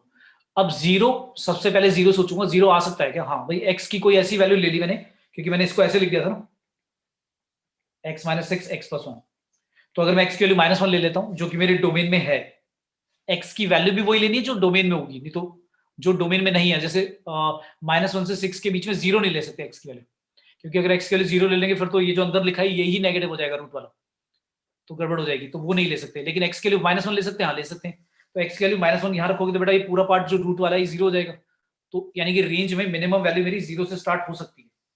मैंने बोला 0 से कम तो होगा ही नहीं, 0 आ सकता है क्या? हाँ आ सकता है। अब मैक्सिमम क्या होगा, ऊपर कितना होगा भाई? x की वैल्यू बढ़ाते जाओ, बढ़ता जाएगा आंसर, समझ आ रहा है भाई? x की वैल्यू आप 20 Yes, sir. 30 40 पुट करोगे तो आंसर बढ़ता ही जाएगा, तो इन्फिनिटी तक चला जाएगा। क्लियर है? Yes, sir. ठीक है, किसी को डाउट इसमें? No, No, sir. No, sir. ठीक है, तो ये डोमेन और मेरा रेंज हो गया। क्लियर है सभी को? अच्छा, फिर मैंने ऐसे दे दिया। अब थोड़ा सा डिफरेंट लेते हैं, रैशनल फंक्शन लेते हैं। ऐसा मान लो मैंने दिया function find domain and range for fx दिया हुआ है x² माइनस का 3x plus 2 whole divide by x² minus 4x plus 3, ऐसा दे दिया। ठीक है, इसका मुझे क्या निकालना है? डोमेन और रेंज निकालना है। तो सबसे पहले नोटिस करा मैंने, ऊपर भी एक क्वाड्रेटिक लिखा हुआ है, नीचे भी क्वाड्रेटिक लिखा हुआ है, कि इनकी मिडिल स्प्लिटिंग हो जाएगी दोनों की? कर सकते हैं मिडिल स्प्लिटिंग, बताओ क्या आएगा? x माइनस का 2 x माइनस 1 और नीचे डिनोमिनेटर में आएगा x माइनस 3 x माइनस 1। ठीक है बेटा, क्लियर है? यहां तक आया समझ में? Sir Yes, range sir. बताओ बताओ। 1 से 3 तो तक। नहीं अभी डोमेन, अभी रुको, आराम से रुको। डोमेन निकालने के लिए सबसे पहले डोमेन निकालने के लिए, ठीक है, 1 से 3 बोल रहे हो आप? एक बार देख लेते हैं। सबसे पहले अपने डोमेन जब निकाला तो डोमेन के लिए आपको पहले सबसे पहले देखना है डिनोमिनेटर में जो भी लिखा वो 0 नहीं होना चाहिए, राइट? ये बात क्लियर है? क्योंकि अभी मैंने बताया था रूट के अंदर नेगेटिव नहीं होना चाहिए, रूट में जो भी लिखा उसको ग्रेटर देन इक्वल टू 0 लिखो, और डिवाइड में अगर कुछ लिखा है तो उसको लिखोगे नॉट इक्वल टू 0। तो x 3 भी नहीं होना चाहिए और 1 भी नहीं होना चाहिए। ये बात क्लियर है? Yes, sir. तो बेटा डोमेन क्या होगा? डोमेन आपका बस 1 और 3 को छोड़कर, 1 से 3 नहीं, 1 और 3 को छोड़ दो, बाकी कोई भी रियल नंबर चलेगा। समझ में? Yes sir, yes sir. yes, sir. या फिर अच्छा। इसी बात को आप ऐसे लिख दो, माइनस इंफिनिटी से लेकर 1 पे कैसा लगा दो? Open interval, Close. फिर हाँ। यूनियन, नहीं क्लोज नहीं आएगा बेटा, 1 तो लेना ही नहीं है ना। और फिर आगे क्या करें? फिर 1 से लेकर कहां तक? 3 पर ओपन, और फिर यूनियन 3 से लेकर इंफिनिटी। क्लियर है? Yes, ये आएगा sir. ना?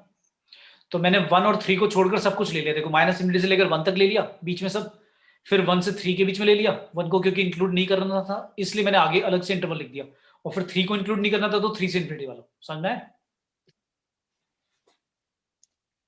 ये देखो नंबर लाइन पे दिखा देता हूं कैसा है। ये 1 है और ये 3। आप कह रहे हो बस 1 और 3 नहीं होना चाहिए, तो ये वाला भी चलेगा इंटरवल, ये वाला भी चलेगा, और ये वाला, ये तीनों इंटरवल मैंने लिख दिए। समझना है? Yes. Yes, sir. sir. Yes, sir. तो भाई ऐसे लिखो, आप ऐसे लिखो।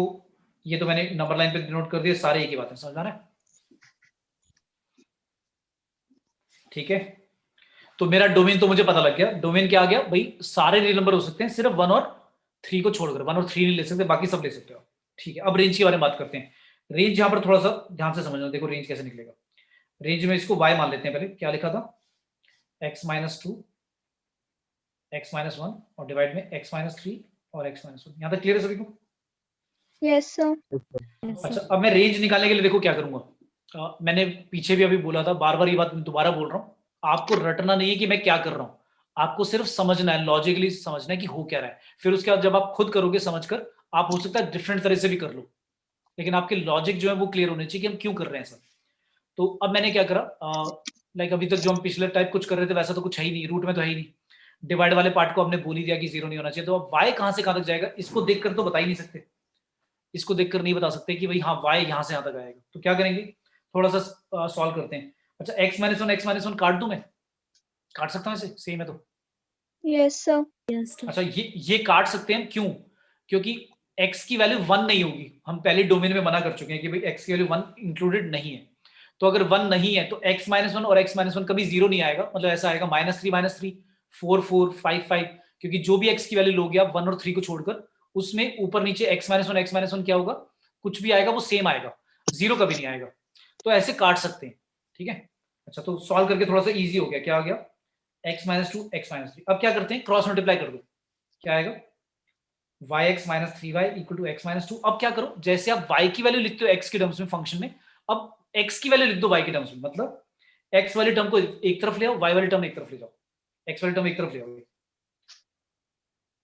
और y वाला ये वाला उधर ले जाओ, जो बिना x के साथ लिखा हुआ है, 3y माइनस 2, और यहां से x कॉमन लेकर क्या आ गया, मतलब हमने फंक्शन को जो y x की टर्म्स में लिखा होता था, इस बार x को y की टर्म्स में लिख रहे हैं, ताकि जैसे हम x बताते हैं, मतलब हम डोमेन बताते हैं ना कि भाई ये नहीं होना चाहिए, ताकि y हमारा नॉट डिफाइंड ना हो जाए, ऐसे हम x की वैल्यू निकालकर y की टर्म्स में y को बोलेंगे कि y कहां से कहां तक होना चाहिए। तो अब इसको देखकर बता दो, क्या बोलोगे आप, कि डिनोमिनेटर में भी 0 नहीं होना चाहिए, तो y क्या नहीं होना चाहिए, 1 नहीं होना चाहिए, राइट। अच्छा y 1 तो जरूर पक्का है कि कंफर्म है नहीं होना चाहिए, लेकिन हमने ये भी बोला था स्टार्टिंग में, ये भी बोला था x की वैल्यू क्या क्या नहीं होनी चाहिए, 1 भी नहीं होनी चाहिए और 3 भी नहीं होनी चाहिए ना। तो अगर हमने y की वैल्यू ये निकाली थी, क्या आई थी, y equals to x minus 2 x minus 3। अब ये जो मैं पार्ट बता रहा हूँ लास्ट वाला, ये ध्यान से सुनना, ये तो समझ में आ गया सभी को कि y की वैल्यू सिर्फ 1 नहीं होगी, बाकी सब आ सकता है। लेकिन क्या सब आ सकता है, वो चेक करने के लिए एक और चेक करना पड़ेगा, क्या, कि आपने x की वैल्यू बोली थी, दो वैल्यूज मना करी थी आपने, एक तो बोला था 1 नहीं हो सकता है और 3 नहीं हो सकता है, तो x माइनस 1 आपने काट दिया था और y की वैल्यू ये आ गई थी। अच्छा, आपने ये बोला था x की वैल्यू 3 नहीं होगी, तो ये तो साफ पता लग रहा है, डिनोमिनेटर में 3 लिखा तो 3 तो लेना नहीं है, लेकिन यहां पर अगर मैं x की वैल्यू 1 रखता हूं तो y कितना आएगा, बताना, when x equal to 1, 1 solve करके y की वैल्यू तो निकल जाएगी ना, यहां से क्या आएगी, So 1 1 माइनस over 2 माइनस का 1 ओवर माइनस 2, ये आ गया 1/2। तो इसका मतलब y की वैल्यू 1/2 आ जाएगी जब x 1 होगा। 3 तो पक्का पता लग रहा है, क्योंकि 3 लेने से तो नॉट डिफाइंड आ जाएगा भाई, वो तो लेना ही नहीं है, लेकिन x की वैल्यू 1 भी मना करी थी आपने, तो अगर x की वैल्यू 1 लेते हैं तो y हमने चेक कर लिया कि y आता क्या है, y आता है 1/2, और आप कह रहे हो कि x की वैल्यू 1 भी नहीं लेनी, तो जब x की वैल्यू 1 नहीं हो सकती, since x not equal to 1, तो फिर y क्या नहीं आएगा, 1/2 भी नहीं आएगा। तो जो पहले हमने बोला y की वैल्यू 1 नहीं होगी, अब हम ये भी कह रहे हैं कि y की वैल्यू 1/2 भी नहीं होगी, तो फिर रेंज क्या आएगा, समझ आया, सारे रियल नंबर होंगे, सारे रियल नंबर होंगे एक्सेप्ट क्या, 1 और 1/2। आया समझ में, बोलो भाई, yes sir. Repeat sir. तो ठीक है, हमारा फंक्शन था बेटा ये, डोमेन सर, हमारा आ range गया था, बस। तो रेंज के लिए मैंने क्या करा बेटा, x माइनस 1 x1 काट दिया पहले स्टेप में, क्योंकि x की सर वैल्यू हम 1 तो नहीं लेनी नहीं है। काटे तो नहीं काटोगे सर। तो यार फिर सॉल्व करने के लिए पता क्या होगा, जब क्रॉस मल्टीप्लाई करूंगा मैं, अब ये क्वेश्चन कराऊंगा वो वाला जो आप कह रहे हो ना कि नहीं काटे तो कैसे करना होगा, तब यस बताऊंगा। सर। अभी एक और क्वेश्चन लूंगा, अभी तो मैंने काट दिया क्योंकि सेम लिखा हुआ है ना, तो यार काट सकते हैं, यस सिंप्लीफाई करो ना, यस फिर क्रॉस मल्टीप्लाई करके आपका आपका काम है कि x की वैल्यू निकालनी है y की टर्म्स में, निकाल दी, यस सर। ठीक है। और इसको देखकर आप कह सकते हो कि डिनोमिनेटर में 1 नहीं होना चाहिए y की वैल्यू, नहीं तो गड़बड़ हो जाएगा, तो y आपने कह दिया 1 नहीं होगा, लेकिन अब आपने ये भी एक और चेक कर लिया कि x की वैल्यू 1 भी आप मना कर रहे थे स्टार्टिंग में, डोमेन में आपने बोला था 1 भी नहीं होना चाहिए, 3 भी नहीं होना चाहिए, तो 3 तो साफ पता लग रहा है कि x माइनस 3 0 नहीं होना चाहिए, लेकिन अगर x की वैल्यू 1 लेते हैं तो y की वैल्यू निकल आएगी, क्या आएगी, 1/2, और वो नहीं है पॉसिबल, क्यों, क्योंकि आपने बोला था x 1 नहीं है, तो फिर y 1/2 भी नहीं होगा, तो y की दो वैल्यूज आपने एक्सक्लूड कर दी, एक तो 1 और एक 1/2, क्लियर है, यस सर। समझा है, ठीक है, Yes, सभी sir. को क्लियर हुआ, अभी सभी को क्लियर हुआ, Yes, sir. Yes sir. चलो एक और लेते हैं, एक और लेते हैं। अब जो आप बोल रहे हो ना कि अगर नहीं काटे, अब ऐसा होगा कटेगा ही नहीं, एक और ऐसा क्वेश्चन ले लेते हैं ताकि आपको समझ में आए। मैंने ऐसे बोल दिया, फाइंड डोमेन एंड रेंज,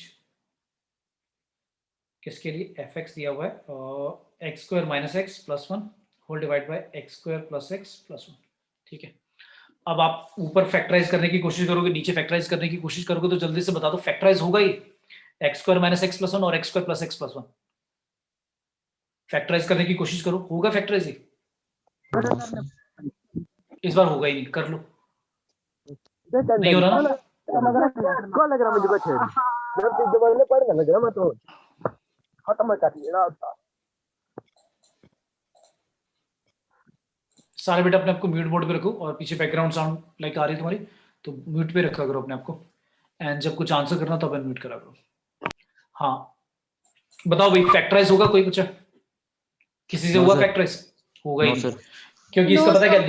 दोनों का अगर तुम डी निकालोगे, डिस्क्रिमिनेंट निकालोगे, तो वो लेस देन 0 आ जाएगा, है ना, नेगेटिव आ रहा है, इसका मतलब क्या, अभी मैंने पीछे कुछ बताया था, आपको याद आ रहा है? कुछ मैंने बताया था कि अगर डी की वैल्यू लेस देन 0 आ जाती है तो जो क्वाड्रिक पॉलिनोमियल का ग्राफ है वो या तो ऐसा बनता है, ऐसा बनता है, या फिर ऐसा बनता है, यानी कि कभी भी सर वो जो y, जीरो को टच नहीं करेगा। यानी कि हाँ, यानी कि y की जो वैल्यूज है या तो हमेशा ही पॉजिटिव रहेंगी या हमेशा ही नेगेटिव रहेंगी, जीरो कभी आएगा ही नहीं। ये समझा है? तो अगर यस सर। ऐसा है, अगर ऐसा है तो फिर वो फैक्टराइज होगा नहीं और जीरोस भी नहीं निकलेंगे इसके। तो फिर क्या करें, अब आपको क्रॉस मल्टीप्लाई करना पड़ेगा, जो एक बच्चा बोल रहा था सर वैसे ही नॉर्मली बिना कैंसिल करे कर दें, तो आप कर दो क्रॉस मल्टीप्लाई, क्या आएगा? अच्छा, अगर ऐसा है कि x की वैल्यू कुछ भी ले लो, कुछ भी ले लो, जब आंसर डिनोमिनेटर कभी जीरो आएगा ही नहीं, इसका मतलब यही हुआ ना कि भाई x square minus x plus one भी कभी जीरो नहीं आएगा और x square plus x plus one भी कभी जीरो नहीं आएगा। यही बात है ना इसका मतलब, क्योंकि दोनों के Yes, लिए sir. डी क्या है, लेस देन जीरो है भाई। जब डी लेस देन जीरो होता है तो मैंने बताया था या तो पूरा का पूरा क्वाड्रिक पॉलिनोमियल की वैल्यू ग्रेटर देन जीरो होती है ऑलवेज, ध्यान है अभी बताया था मैंने, देखो ये इसलिए लिखवाए थे मैंने फॉर्मूले, ये रहा, ये दो फॉर्मूले लिखवाए थे ना। मैंने कहा था a x square plus b x plus c हमेशा बड़ा होगा जीरो से या हमेशा छोटा होगा जीरो से, जीरो कभी आएगा ही नहीं अगर अगर डी क्या है, लेस देन जीरो। याद है? ठीक है, यस सर। Yes, sir. तो ये कनेक्ट कर दिया मैंने कि ये वाला फॉर्मूला जो मैंने बताया था ये वाली चीज यहाँ पर अप्लाई होगी। तो पहली बात समझ में आई कि भाई आपका डी अगर लेस देन जीरो है तो ऊपर वाला, चलो ऊपर वाला न्यूमरेटर आ भी जाता जीरो, डिनोमिनेटर नहीं होना चाहिए, तो डिनोमिनेटर तो जीरो पक्का है, कंफर्म है, नहीं होगा, ये क्लियर है? ठीक है, तो अगर डिनोमिनेटर जीरो नहीं है तो डोमेन के लिए कोई टेंशन है, एक्स के ऊपर कोई रेस्ट्रिक्शन लगाने की जरूरत है? No, sir. तो No, डोमेन के sir. ऊपर कोई रेस्ट्रिक्शन लगाने की जरूरत नहीं है भाई, डोमेन जो है एक्स को खुला छोड़ दो कि भाई एक्स कोई भी वैल्यू अपनी ले ले, कोई फर्क नहीं पड़ता, हमारा आंसर जो है फंक्शन की वैल्यू निकल आएगी, फाइनाइट जो भी निकलनी है। ठीक है, तो एक्स के लिए कोई टेंशन ही नहीं है, इसलिए तो हम पॉलिनोमियल फंक्शन में हमेशा देखकर ही बोल देते थे कि पॉलिनोमियल फंक्शन में कह देते थे कि भाई आर की वैल्यू, एक्स की वैल्यू कुछ भी ले लो, क्यों? क्योंकि डिवाइड में कुछ होता नहीं है और एक्स की वैल्यू कुछ भी लेने से आंसर तो आ ही जाएगा। ठीक है, तो इसका भी डोमेन क्या आ गया, आर आ गया। यहां तक सभी को क्लियर है? Yes, sir. Yes, sir. अब आती है रेंज की बारी भाई। रेंज के लिए अब आपको फिर वही करना पड़ेगा, एक्स की वैल्यू वाई के टर्म्स में निकालनी है, तो आप पहले क्रॉस मल्टीप्लाई करो, क्या आएगा? वाई को आप मल्टीप्लाई कर रहे हो x square plus x plus one से, और राइट साइड पे क्या रह जाएगा? राइट साइड पे रह जाएगा मेरा इक्वल टू में x square minus x plus one.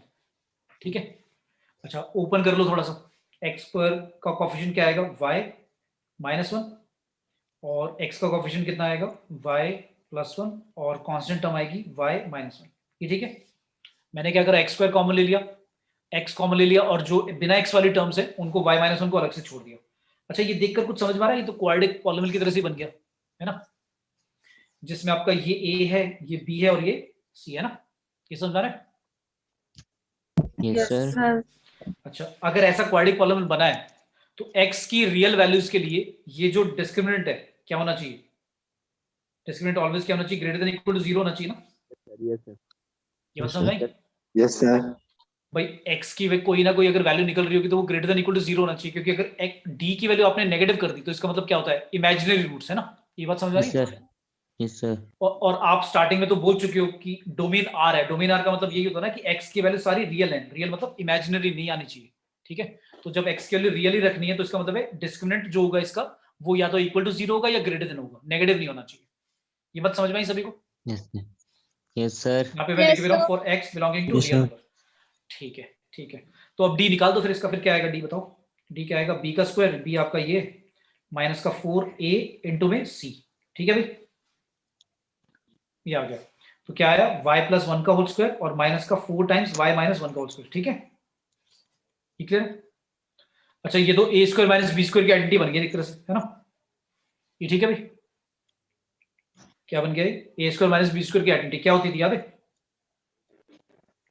ऐसे बन गया ना, होल स्क्वायर, इसको 2y माइनस वन का होल स्क्वायर ऐसे लिख Sir, लेते ये हैं। 4 कहाँ से है? 4 ऊपर. 4 यार, बी स्क्वायर माइनस 4ac होता है बेटा, फॉर्मूला ये बताने की जरूरत पड़ेगी मुझे? 4ac, ए ये रहा, सी ये रहा। ठीक है, क्लियर है? बोलो बोलो। Yes sir. Yes, ठीक है, sir. तो क्या है आंसर? क्या है आंसर सॉल्व करके? एक बार प्लस लोगे, एक बार प्लस कर दो इन्हें, और एक बार माइनस कर दो, क्या आएगा? फैक्टराइज कर दिया तो आ गया 3y माइनस का 1, और ये आ गया माइनस वन प्लस 3। ठीक है बेटी, यहाँ सभी को आया समझ में? अब ये तो मेरी वो नहीं बन गया, इनइक्वालिटी मैंने सॉल्व कराई थी इतनी सारी। इनइक्वालिटी मैंने क्या बोला था, इनइक्वालिटी में राइट साइड पे 0 होना चाहिए और लेफ्ट साइड पे फैक्टराइज फॉर्म में होना चाहिए, तो फैक्टराइज भी हो गया और ग्रेटर देन इक्वल टू 0 है। तो क्रिटिकल पॉइंट बता दो क्या क्या आएंगे। y की वैल्यू एक तो 1/3 आएगी इससे, और इससे क्या आएगा, y की वैल्यू 3 है ना। Yes sir. तो क्रिटिकल पॉइंट बनाने के बाद क्या करते थे, नंबर लाइन बनाते थे ऐसे, -∞ +∞। चलो बताओ, पहले आएगा 1/3, फिर क्या आएगा 3, ठीक है तक? Yes sir. अब बता दो क्या लूं, 1/3 से छोटा कुछ भी ले लो, बताओ क्या लूं? 1/3 से छोटा कुछ भी ले लो, बताओ क्या लूं? बोलो बोलो। 1/6। 1/6 या सबसे सिंपल 0 ले लो, चलो 0 ले लो। 0 रखकर क्या आएगा, ब्रैकेट प्लस माइनस लगाओ, सारे के सारे प्लस माइनस लगा के बताओ क्या आ रहा है, कहां पे कौन सा इंटरवल आएगा, मैं खुद बताओ, मैं नहीं बताऊंगा, निकालो। अगर मैं लेता हूं 0 y की वैल्यू, तो अगर मैं y की वैल्यू 0 ले लूंगा तो क्या आएगा, नेगेटिव आएगा पॉजिटिव आएगा? भाई y की वैल्यू 0 -1 आएगा, माइनस आएगा, फिर नेगेटिव प्लस नेगेटिव। लेकिन मैंने जो ये ऑल्टरनेट साइन लिख देता हूं जल्दी से, मैंने बोला था स्क्वायर होगा तो ध्यान से करना फिर, ठीक है ना। अगर स्क्वायर या 4 पावर है किसी की, तो मेरा आंसर मुझे क्या चाहिए, मुझे तो आंसर चाहिए भाई ग्रेटर देन इक्वल टू 0। जो इनइक्वालिटी है उसमें ग्रेटर देन इक्वल टू 0 है, तो ग्रेटर देन इक्वल टू 0 तो इस इंटरवल में ही आएगा ना सिर्फ, यानी कि y की जो वैल्यूज होंगी, y यानी कि fx, मतलब जो रेंज होगा बेसिकली वो क्या होगा, 1/3 से लेकर 3 तक ही होगा। लेकिन क्या इंक्लूड करूं या नहीं करूं ये बता दो। 1/3 को कर दूं, क्यों कर दूं भाई, क्योंकि इक्वल टू लिखा हुआ है। हाँ बिल्कुल, समझ में आ गया बेटा सभी को? Yes yes sir. तो आप जो बोल रहे थे कि सर लाइक अगर कटेगा नहीं, पिछले वाले में तो लीनियर था, वो तो इजी हो गया था क्योंकि उसमें क्वाड्रिक नहीं बना था।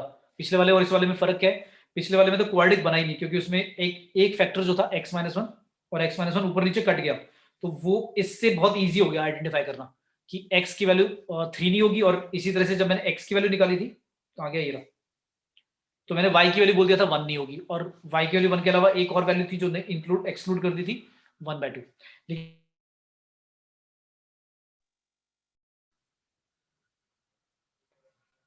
ठीक है भाई। सर लास्ट में ये बता दो, जो ये नंबर लाइन के साथ वाला, उस वहां से बता दो एक बार। अच्छा, मैंने नंबर लाइन पे बेटा देखो, जो मैंने d की वैल्यू निकाली, देखो सबसे पहले देखो ये आया, मैंने क्या क्रॉस मल्टीप्लाई कर दिया, ऐसा बना दिया मैंने, x की फॉर्म में, एक क्वाड्रिक फॉर्म में बना दिया, जिसमें x² का कोएफिशिएंट लिख दिया y-1, x कॉमन लेकर लिख दिया y+1, और जिसका x नहीं है उसको कांस्टेंट टर्म c की तरह मान लिया। तो ये तुम्हारा a b c वो कोएफिशिएंट वाला बन गया ना, क्वाड्रिक जो पॉलिनोमियल होता है। और अब आपको पता है कि x की चाहे कोई भी आप वैल्यू लोगे रियल, तो उसके लिए d तो भाई पॉजिटिव होना चाहिए या इक्वल टू 0, ये बात क्लियर है? Yes sir. तो d जब निकाला तो वो एक इनइक्वालिटी बन गई, क्या ये वाली, ये बन गई। जब d को ग्रेटर देन इक्वल टू 0 रखा तो ये इनइक्वालिटी बन गई। अब इनइक्वालिटी तो मैंने सॉल्व कराई है तुम्हें, कैसे करते हो, राइट साइड पे एंश्योर करो 0 होना चाहिए, है ठीक है। फिर क्रिटिकल पॉइंट निकाले फैक्टराइज करके, क्रिटिकल पॉइंट आ गया 1/3 और 3। भाई 1/3 से छोटा लिया 0, नेगेटिव आएगा, 1/3 से 3 के बीच में पॉजिटिव आएगा, और 3 के आगे नेगेटिव आ रहा है। तो अब आपको चाहिए क्या, आपको तो चाहिए कि ग्रेटर देन इक्वल टू 0 आए, तो ग्रेटर देन इक्वल टू 0 1/3 से 3 होगा और इंक्लूडेड होगा। क्लियर है? Yes sir. Yes sir. यही मेरा क्या है, रेंज है। समझ में आ गया? Yes sir. बोलो भी, सभी को आया समझ में? Yes sir. Yes sir. Check करा दूं, देखो क्या था फंक्शन, बताओ y की वैल्यू क्या थी, y की वैल्यू पे क्या थी, x² plus x x² plus x, नहीं प्लस नहीं, माइनस था ना अभी ऊपर। Yes sir, -x+1। ठीक है, और डिवाइड में x² प्लस x+1 डिवाइड में था x² प्लस x प्लस 1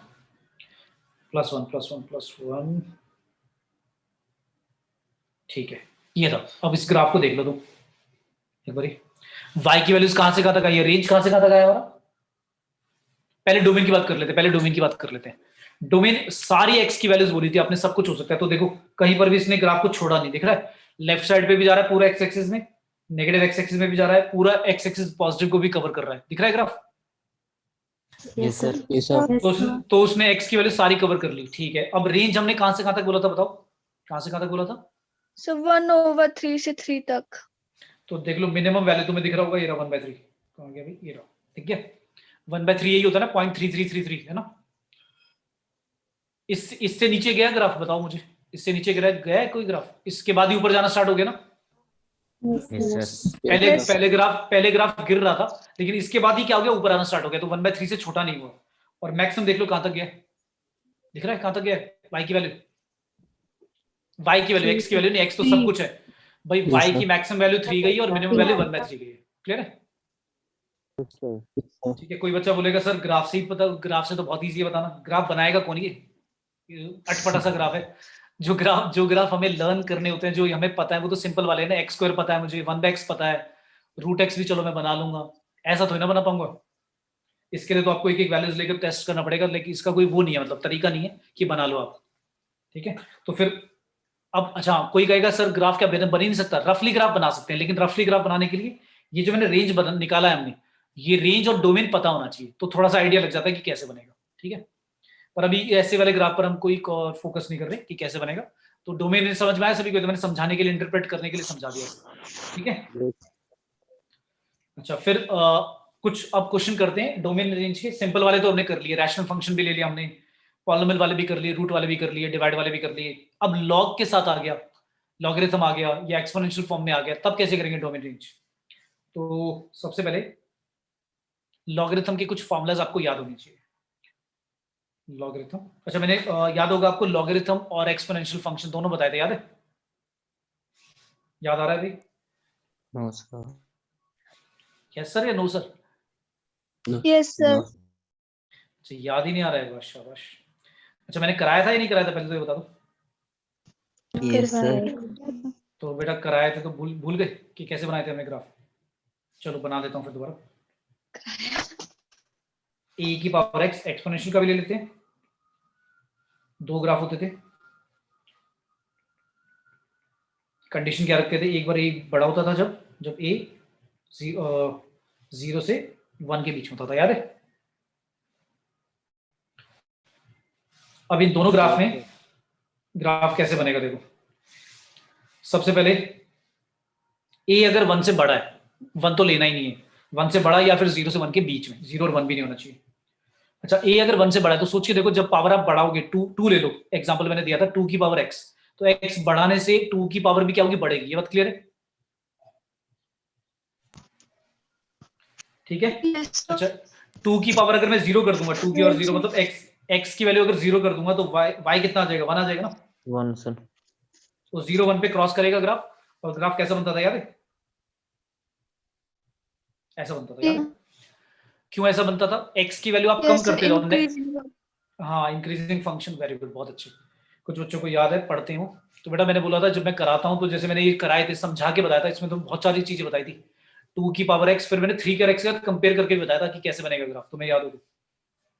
ठीक है, अब ये मत कहना सर नोट्स तो अपलोडेड नहीं थे, कहाँ से रिवाइज करते।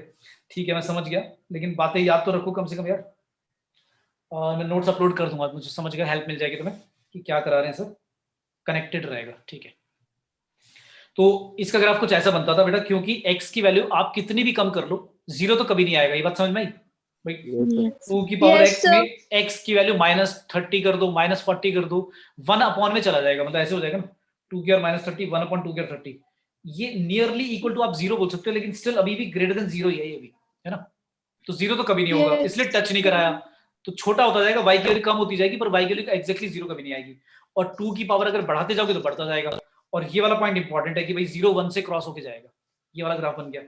अब इसी तरह से अगर मैं करता हूं, अगर a की वैल्यू जो बेस है उसको मैं 0 से 1 के बीच में लेता हूं, अब उल्टा होगा। क्यों? क्योंकि 1/2 की पावर 1 करने पे 1/2 आता है, लेकिन 1/2 की पावर अगर मैं 2 कर दूंगा तो और छोटा हो जाता है।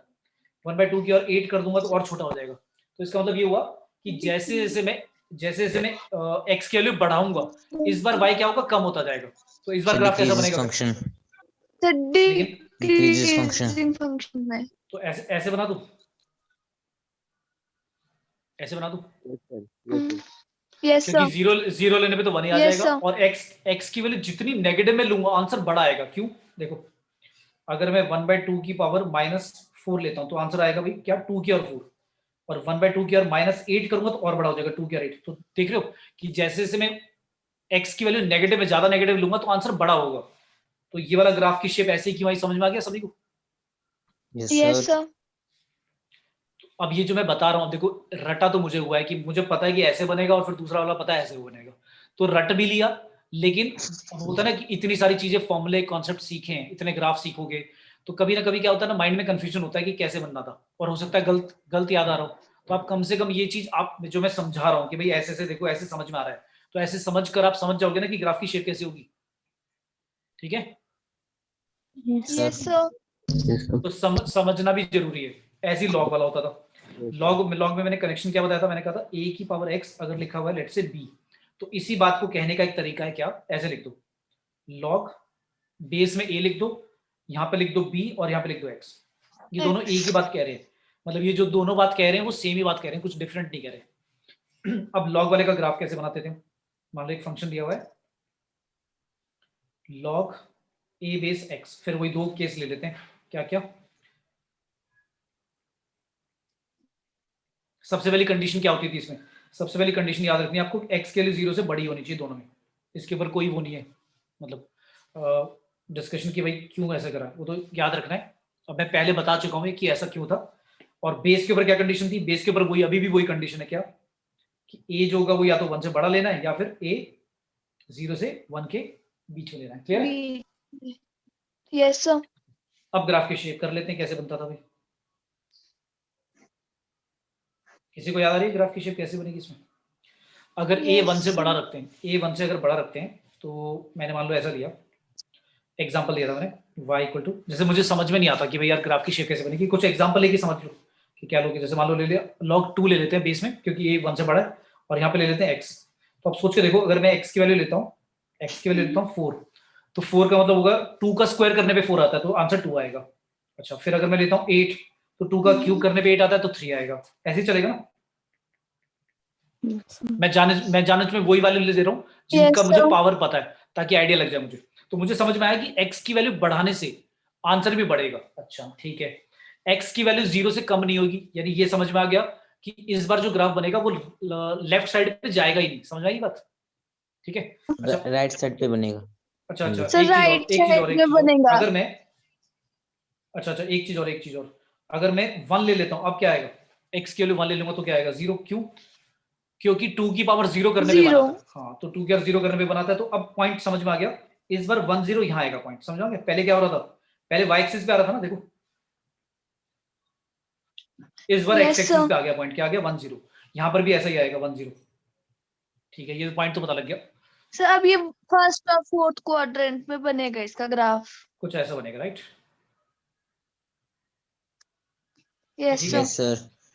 क्योंकि जैसे जैसे आप x की वैल्यू बढ़ाते जाओगे बढ़ता जाएगा, 1 पे 0 आएगा और 1 के बाद तो बढ़ता ही जाएगा। लेकिन जब कम करोगे, मतलब x की वैल्यू, लेकिन पॉजिटिव रखनी है, लेकिन 0 की तरफ लेके जाओगे x को, x के लिए 0 से कम तो करनी नहीं है। तो ये वाला पार्ट तो आया ही नहीं। समझ में आ गया? ये वाला पार्ट तो आएगा ही नहीं दोनों में। भाई x की वैल्यू आप 0 से 0 भी नहीं ले सकते, 0 पे भी एक एम्प्टी डॉट आएगा, मतलब 0 भी नहीं ले सकता। तो इसलिए ग्राफ जो होगा वो क्या होगा, गिरता जाएगा नीचे। और इसमें क्या होता था दूसरे वाले में, बताओ?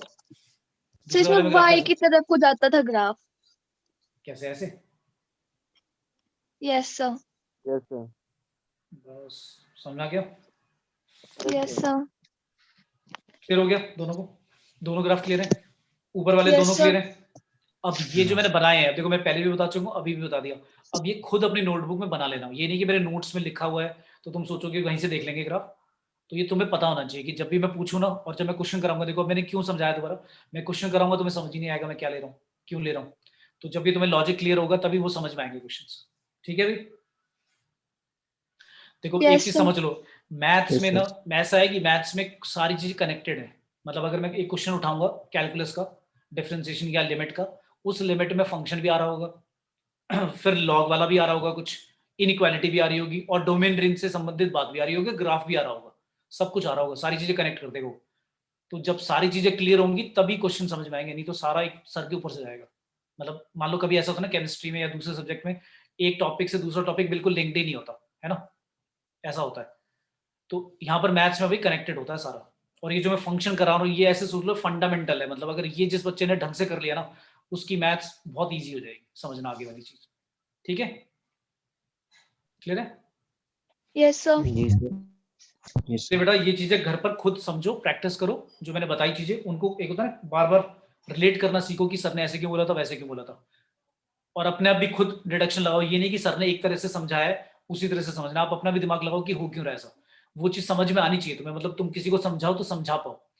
अब आप बुक में देखते होगे होता क्या है, बुक में क्या होता है, बुक में सीधा फॉर्मूले लिखे होते हैं डायरेक्टली, एक स्टेप के बाद डायरेक्टली वो कर देता है कि भाई ऐसा होता है, वो समझाता नहीं है। क्यों नहीं समझाता? कि भाई कितना लिखेगा, हर एक क्वेश्चन के साथ कितना एक्सप्लेनेशन करेगा। तो ये जो मैं बता रहा हूँ ये आप अपने आप को खुद को लिखकर समझाओगे ऐसा क्यों करा था वैसा क्यों करा था, और जब ये कनेक्ट करना सीख जाओगे फिर क्वेश्चन समझ में आने लग जाएंगे क्या हो रहा है। ठीक है, क्लियर है? यस अब मैं ये जो लॉग के और इसके मैंने फॉर्मूले तो बता दिए, और सॉरी फॉर्मूले कह रहा हूँ, ग्राफ तो बता दिया, अब कुछ फॉर्मूले भी लिख लो ताकि जब मैं क्वेश्चन कराऊंगा तुम्हें पता होना चाहिए। तो प्रॉपर्टीज ऑफ ये लिख लो, वैसे तो पूरे चैप्टर में एक कराऊंगा मैं लॉगरिथम वाला पूरा एक चैप्टर, उसमें काफी सारे क्वेश्चन कराऊंगा, पर अभी भी कुछ क्वेश्चन आएंगे तो उसके लिए कुछ प्रॉपर्टीज आपको पता होनी चाहिए। प्रॉपर्टीज ऑफ लॉगरिथम,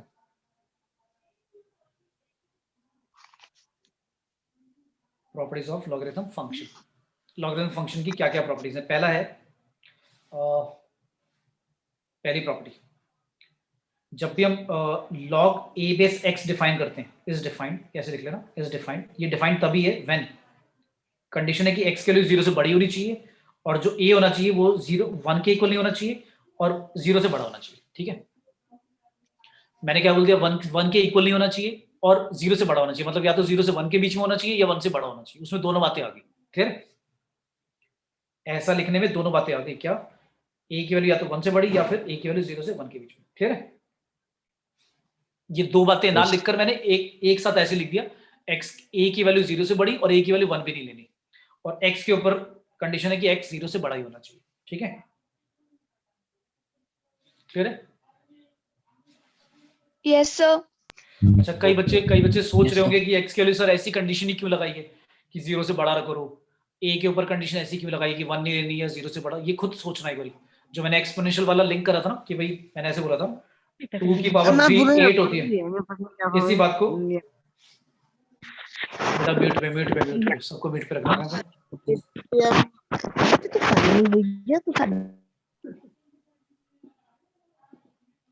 म्यूट पर रखो बेटा सब। 2 की पावर 3 अगर 8 होती है तो इसको मैंने कहा था इसको ऐसे लिखा जा सकता है कि log 2 बेस 8 इक्वल टू 3। ये वाली चीज से लिंक करना समझ में आ जाएगा कि ये कंडीशन ऐसी क्यों लगाई हमने। ठीक है, देखो एक चलो मैं थोड़ा सा एग्जांपल तुम्हें देकर समझा देता हूँ कि भाई x के ऊपर ऐसी कंडीशन लगाई भी क्यों है, ग्रेटर देन 0। खुद सोच के देखो, अगर आप यहाँ पर ये जो वैल्यू लेते हो 8, ये वाली वैल्यू आप कह रहे हो नेगेटिव है, मतलब 0 से छोटी ले ली, तो एक बात सोच के देखना, 2 की पावर चाहे कितना भी कर दो, 2 की पावर कितना भी कर दो, कभी नेगेटिव नंबर आ सकता है क्या? No sir. No sir. तो ये बात तुम्हें समझ में आ गई ना कि ये जो 8 है, ये जो 8 लिखा हुआ है 2 की और 3, ये वाली वैल्यू को, मतलब यहाँ पर जब लॉग लेते हैं ये वाली वैल्यू को हमने पॉजिटिव ही क्यों बोला, ये बात समझ में आ गई ना तुम्हें? Yes sir. क्योंकि यार अगर मैं फिर लॉग लिखूंगा log 2 बेस और नेगेटिव नंबर, तो सोच के देखो ये तो बहुत ही मतलब वियर्ड नहीं हो गया? आप ऐसे बोल रहे हो, ऊपर साइड यहाँ पर आपने ऐसे लिख दिया और आप कह रहे हो, आप क्वेश्चन पूछ रहे हो, आप क्या कहना चाह रहे हो, आप कह रहे हो 2 की पावर कितना करें कि -3, यही क्वेश्चन पूछ रहे हो ना भाई? ये क्वेश्चन भूल जाओ तो इसको मतलब इसमें कन्वर्ट कर दिया, एक्सपोनेंशियल फॉर्म में कन्वर्ट कर दिया, तो मैं क्या कह रहा हूँ, मैं कह रहा हूँ 2 की पावर कितना करूं कि -3 आ जाए, तो ये तो इलॉजिकल नहीं है बात कि पॉजिटिव नंबर की पावर कितना करूं कि नेगेटिव आ जाए, ये तो कभी पॉसिबल ही नहीं है। एक्चुअली 0 भी कभी नहीं आएगा, 0 से हमेशा बड़ा ही आएगा, तो -3 तो ये तो पॉसिबल ही नहीं है, तो इसका क्या आंसर होगा? No solution. नो सॉल्यूशन मतलब हमने जो क्वेश्चन लिखा वही रॉन्ग है, तो बात समझ में आई? Yes sir. ठीक है, यस मतलब सर। ये चीजें पूछता नहीं है, ये कोई चीज पूछता नहीं है, लेकिन जब रटते भी है ना, तो रटते भी जब है तो वो समझ के अगर रटोगे ना तो हर चीज समझ में आएगी कि क्यों है, कैसे है, क्यों ऐसा करा। ठीक है, वो तो कहीं पर देखोगे बुक वगैरह में या मैं नोट्स में जहां पर लिख रहा हूँ तो मैं फॉर्मूले लिख रहा हूँ, तो ये बात कनेक्ट करना सीखो कि ये 0 से बड़ा क्यों है। ये तो मैं तुम्हें कह रहा था तुम खुद सोचना, चलो मैंने बता दिया, एक आइडिया दे दिया कि इस तरह से है, तो कई बार सोचा करो, इन चीजों को रिलेट करा करो।